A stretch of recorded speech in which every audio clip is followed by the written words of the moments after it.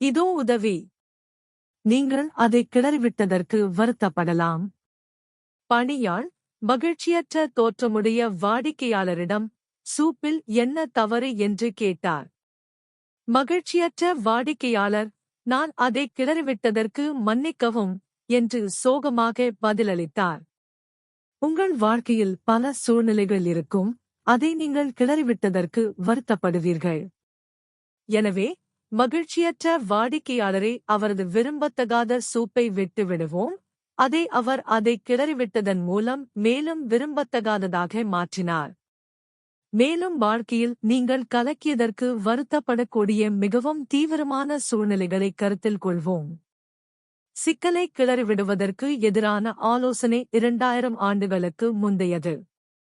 அந்தக் காலத்தில் ஒரு ரோமானிய கவிஞர் இருந்தார். அவர் அந்த பெருமைமிக்க ஞான யுகத்தின் பெரும்பாலான தத்துவஞானிகளை விட பொது அறிவை எழுதினார். அவரது பெயர் பிளாட்டஸ். 2000 ஆண்டுகளுக்கு முன்பு குளவிகளின் கூட்டை கிளறிவிடுவதைத் தவிர்க்க அவர் கடுமையாக அறிவுறுத்தினார். இருப்பினும் 2000 ஆண்டுகளுக்குப் பிறகும் மக்கள் இன்னும் குளவிகளின் பிரச்சனையின் கூடுகளை கிளறிவிடத் தூண்டப்படுகிறார்கள். தாட்ஸ் டு பில்ட் ஆன் என்ற எனது புத்தகத்தில் தனியாக விடுவதற்கான மென்மையான கலை என்ற தலைப்பில் ஒரு அத்தியாயத்தை எழுதினேன். இது அனைவரும் கற்றுக்கொள்ள வேண்டிய ஒரு கலை, இதனால் தேவையற்ற பிரச்சனைகளை தவிர்க்க வேண்டும். கட்டுப்பாடற்ற செயல்பாட்டின் இந்த நாட்களில் முழக்கம், ஈடுபடுங்கள், மக்கள், குறிப்பாக இளைஞர்கள் மற்றும் அனுபவமற்றவர்கள், விளைவுகளைப் பற்றி கவலைப்படாமல் ஒவ்வொரு நோக்கத்திலும் ஈடுபட விரைகிறார்கள். இயக்கத்தின் காரணம், மற்றவர்கள் ஈடுபடுவதற்கு காரணங்களை உருவாக்கி லாபகரமான வாழ்க்கையை உருவாக்குபவர்களால் தொழில் ரீதியாக தூண்டப்பட்டது என்பது முக்கியமல்ல. பின்னர் கிளர்ச்சியில் ஈடுபட்ட மற்றவர்களை விட்டுவிடுங்கள். காரணம், ஒரு குளவி கூட்டாக மாறினால் அதை கிளறும்போது யார் குத்தப்படுகிறார்கள்? ஆர்வமுள்ள நீங்கள். அதுதான் யார்? உங்கள் தீவிர ஈடுபாடு அவசரமாக தேவைப்படும் பல தகுதியான காரணங்கள் உள்ளன. இது ஈடுபாட்டைத் தவிர்ப்பதற்காக அல்ல, ஆனால் நீங்கள் ஒரு உறுதியான தனிப்பட்ட சேவையை வழங்கக்கூடிய தகுதியான திட்டங்களில் குவிந்துள்ள தேர்ந்தெடுக்கப்பட்ட ஈடுபாடு மற்றும் ஈடுபாட்டை அறிவுறுத்துவதற்காக.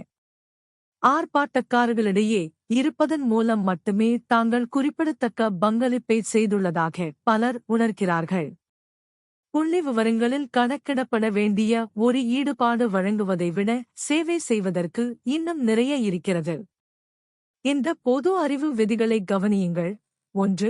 உங்கள் ஈடுபாடு ஒரு உறுதியான, தனிப்பட்ட சேவையாக இருக்கும் ஒரு தகுதியான காரணத்தை தேர்ந்தெடுக்கவும். 2. தொழில் பிரச்சனையை உருவாக்குபவரால் தேர்ந்தெடுக்கப்பட்ட குளவி கூட்டை கிளற உங்களை சேர்க்க அனுமதிக்காதீர்கள். 3. தனிமையாக விடுவதற்கான மென்மையான கலையை கற்றுக்கொள்ளுங்கள். நீங்கள் அதை கிளறியதற்கு வருத்தப்படலாம் என்பதை நினைவில் கொள்ளுங்கள்.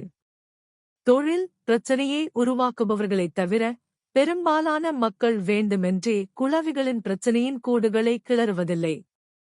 இருப்பினும் மக்களின் பெரும்பாலான தனிப்பட்ட பிரச்சனைகள் மக்கள் தாங்களாகவே செய்த, சொன்ன அல்லது கடந்த காலத்தில் எப்போதாவது எழுதிய ஒன்றிலிருந்து கண்டுபிடிக்கப்படலாம் என்பதை உளவியலாளர்கள் கண்டுபிடித்துள்ளனர்.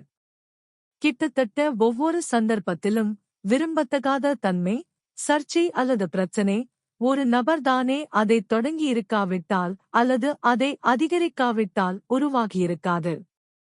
அத்தகைய பிரச்சனையில் ஈடுபடுவதற்கான அன்றாட வாய்ப்புகள் தீங்கற்ற அற்ப விஷயங்களில் மறைக்கப்பட்டுள்ளன. மேலும் சில இங்கே. நிச்சயமாக நீங்கள் புண்படுத்தும் உணர்வுகளை ஏற்படுத்த விரும்பவில்லை. அது வெறுப்பாக மாறியது, பிறகு கோபம், பிறகு பழிவாங்கல். நீங்கள் வெறுமனே உங்கள் எதிர்மறையான கருத்தை வெளிப்படுத்தினீர்கள். அல்லது நீங்கள் ஆக்கப்பூர்வமான விமர்சனத்தை முன்வந்து வழங்கினீர்கள். அல்லது நீங்கள் வெளிப்படையாக பக்கங்களை எடுத்துக் கொண்டீர்கள். அல்லது நீங்கள் ஒரு கவர்ச்சியான தருணத்தில் ஒரு நகைச்சுவையான விஷயத்தை சொன்னீர்கள். அல்லது நீங்கள் ஒரு அற்பமான கருத்து வேறுபாட்டை அதிகரித்தீர்கள். ஆம், சிறிய விஷயங்கள், தீங்கற்ற அற்பங்கள்.